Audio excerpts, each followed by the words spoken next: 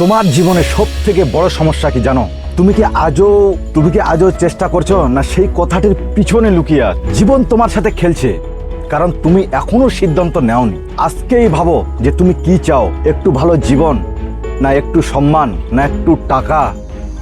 তোমাকে আর একটু চাইলে হবে না, তোমাকে এখন চিৎকার করে বলতে হবে যে আমি এটা করব, আমি এটা বদলাবো।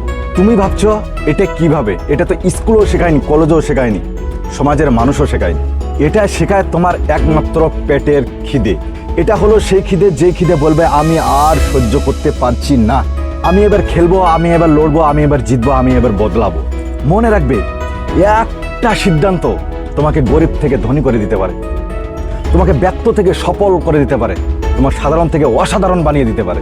আজ যদি তুমি একটা চূড়ান্ত সিদ্ধান্ত নেও যে আমি জিতবো, আজ যদি তুমি একটা চূড়ান্ত সিদ্ধান্ত নেও যে করে হোক আমি জিতবো, তাহলে সারা দুনিয়ার দরজা তোমার জন্য খুলে দিবে। কারণ তুমি এখন চেষ্টা না, তুমি এখন করছো।